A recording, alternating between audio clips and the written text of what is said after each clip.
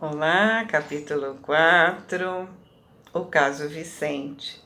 Lembra, no final do capítulo 3, o André foi apresentado para o Vicente, que assim como ele tinha sido médico no plano carnal, né? E aí ele começa a contar. Impossível traduzir minha alegria com a nova companhia. Vicente, semblante muito calmo, olhar inteligente e lúcido, irradiava carinho e bondade, sensatez e compreensão. Disse-me de sua alegria por haver encontrado um companheiro médico. Alojou-me convenientemente junto dele, demonstrando extrema generosidade fraternal. Ou seja, André foi morar com ele, né, enquanto ele estivesse nesse aprendizado. Era o primeiro colega na profissão, igualmente recém-chegado das esferas da crosta. Os dois foram para o nosso lar, vindos de zona umbralinas, né? Porque o André veio lá do umbral, lembra? Para o nosso lar, ele veio do umbral. E esse colega, a mesma coisa. Então, por isso que ele fala, igualmente recém-chegados das esferas da crosta, de quem me aproximava de modo direto. Trocamos muitas ideias sobre as surpresas que nos defrontaram, né? Aquilo que a gente falou no capítulo anterior, né? A gente tem uma ideia totalmente diferente da realidade sobre o desencarne. Então, eles agora, por isso que é legal a gente estudar André Luiz, porque a gente vai entendendo, né? Não vai chegar para lá que nem eles, né? Ai, meu Deus, o que acontece, né? Que tô totalmente perdido, né? Trocamos muitas ideias sobre as surpresas que nos defrontaram, comentamos as dificuldades oriundas da ilusão terrestre, a miopia, quer dizer, a dificuldade de ver as coisas da pequena ciência, os problemas profundos e sedutores da medicina espiritual. Vicente, apesar de não ter feito ainda qualquer visita ao plano dos encarnados, em caráter de serviço, admirava Aniceto extraordinariamente e me punha ao par de todos os estudos valiosos que ele já fez, né? Estava cheio de conceitos entusiásticos. Em pouco mais de uma hora, nossa intimidade parecia um sentimento de dois irmãos unidos, desde muito pelos laços espirituais. Novo companheiro conquistou infinita confiança. Evidenciando demasiada delicadeza, perguntou da minha posição perante os parentes terrestres, ao qual respondi com história resumida de minha simples aventura, ao conhecer as segundas núpcias de minha viúva. Exprimi toda a ênfase possível ao meu relatório verbal, sensibilizando-me profundamente na narrativa. Em cada pormenor culminante dos fatos, eu me detinha de propósito, salientando meus velhos sofrimentos e relacionando dissabores que me pareciam insuperáveis, dramatizando sua história, como fazemos normalmente. Não é isso mesmo que a gente faz? Né? Nossa, história é a pior de todas, ou a melhor de todas, né? No caso de pior, é a mais dolorida, é a mais sofrida, e a gente esmiuça os detalhes para que a pessoa fique morrendo de dó, né? Daquilo que a gente está sentindo. Por isso que ele fala, em cada pormenor culminante de fatos, eu detinha de propósito, salientando meus velhos sofrimentos, né? E Vicente ouviu silencioso, sorrindo a intervalos. Quando terminei a comovida exposição, ele pôs a mão no meu ombro e murmurou: Não se julgue desventurado e incompreendido. Saiba, meu caro André, que você foi muitíssimo feliz. Como assim? Sua Zélia te respeitou até o fim. E o segundo matrimônio, em tais circunstâncias, não é de se admirar. Meu caso, porém, a coisa foi muito pior, né? É como a gente aqui na Terra, né? Cada um quer contar uma situação pior do que o outro, a minha é a pior, né? Então aí, por isso que eu falei, aqui ele ainda está com todos os sentimentos da terra. Ele ainda não se modificou absolutamente nada. Ele só entendeu que ele tem que se modificar. Por isso que ele está tendo essa oportunidade. Tá? E dado a meu justo espanto, o novo amigo começou a explicar.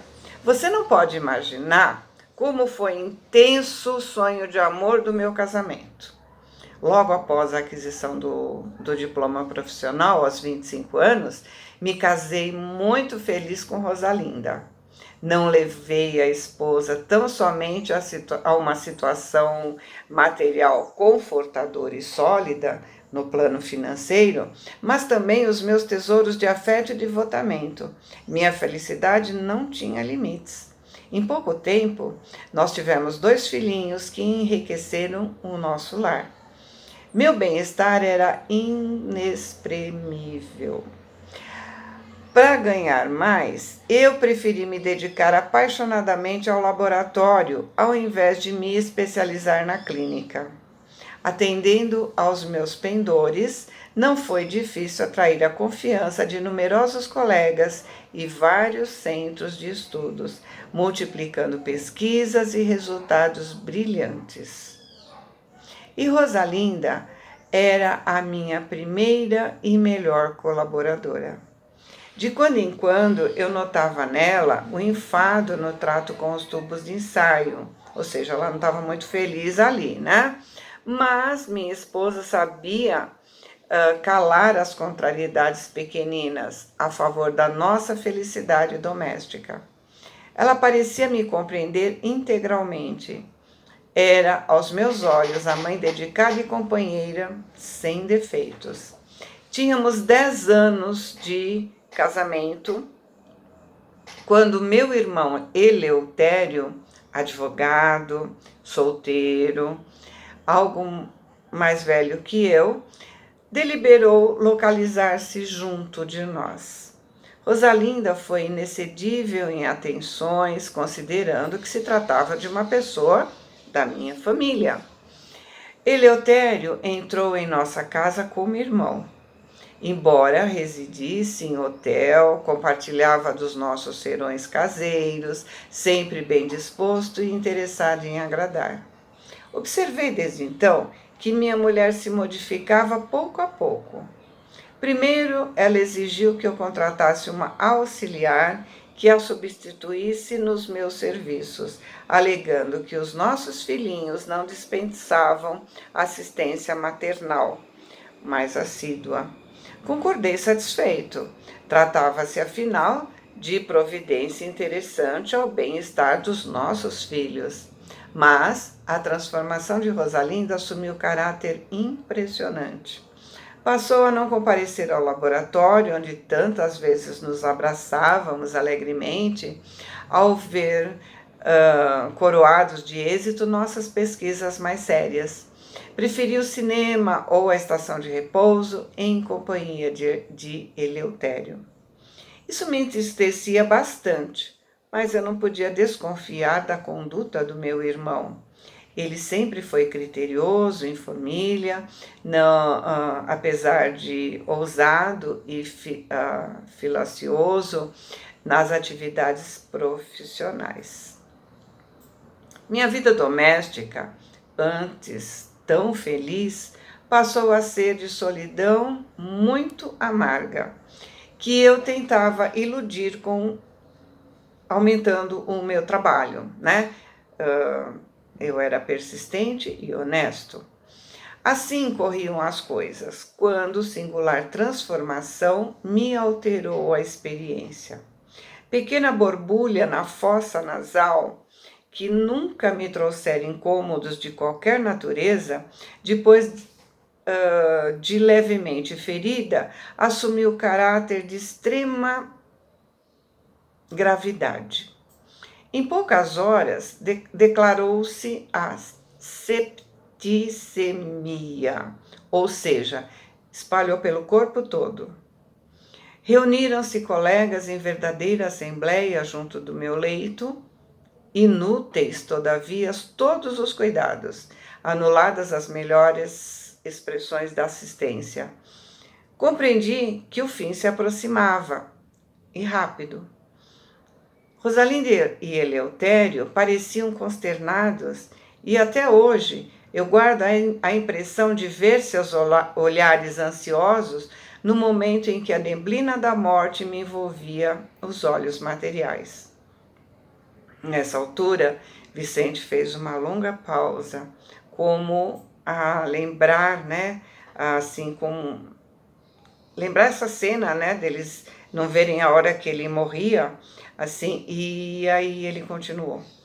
Depois de algum tempo de tristes perturbações nas zonas inferiores, quando já me encontrava restabelecido em nosso lar, descobri toda a verdade. Voltando ao lar terreno, encontrei a grande surpresa. Rosalinda havia se casado com Eleutério. Como são idênticas as nossas histórias, disse o André, né? Isso aqui não, protestou o Vicente. E continuou. Outra surpresa me dilacerava o coração. Somente ao regressar ao lar, soube que fora vítima de odioso crime. Meu próprio irmão inspirou a trama sutil e perversa. Minha mulher e ele se apaixonaram perdidamente e cederam a tentações inferiores. Não podiam recorrer ao divórcio, e mesmo que a legislação deixasse, constituiria um escândalo o afastamento de Rosalinda para unir-se publicamente ao cunhado. Então, Eleutério lembrou que possuíamos experiências de laboratório e sugeriu a Rosalinda a ideia de me aplicar em determinada cultura microbiana, que ele mesmo se incumbiria de obter na primeira oportunidade. A pobre da companheira não vacilou e, valendo-se do meu sono descuidado, introduziu na minúscula espinha nasal, algo ferida, o vírus destruidor. E aí tem você, meu caso naturalmente resumido. Eu estava assombrado. E os criminosos? Perguntei. Vicente sorriu ligeiramente e informou. Rosalinda e Eleutério vivem aparentemente felizes. São excelentes materialistas, por enquanto, e gozam no mundo transitório grande fortuna e alto conceito social. Mas e a justiça?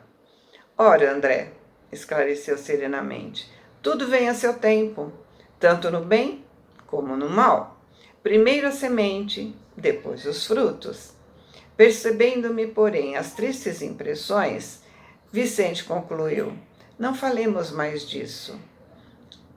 Está chegando a hora da instrução. Atendamos às nossas necessidades essenciais, auxiliando os nossos amados que ainda permanecem à distância nos círculos terrestres. Não se impressione, a árvore para produzir não reclama das folhas mortas. Para nós, atualmente, meu amigo, o mal é simples resultado da ignorância e nada mais. Pois é, né, gente? Por mais que a gente faça coisa, entre aspas, bem feito, né? A verdade sempre aparece. Imagina depois, né? Quando eles desencarnarem e serem talvez ajudados pelo Vicente, né? Que eles mataram. Imagina, né? Quão melhor é isso, porque muitos acontece o quê? Eles, o desencarnado que foi morto, né, costuma ficar obsediando o casal, no caso, né, até acabar com eles, ou até que alguém ajude ele sair dessa vingança para poder resolver. Né? Então, é de se pensar muito, muito cada ato que a gente pratica, né? Capítulo pequenininho, vamos preparar o próximo, né?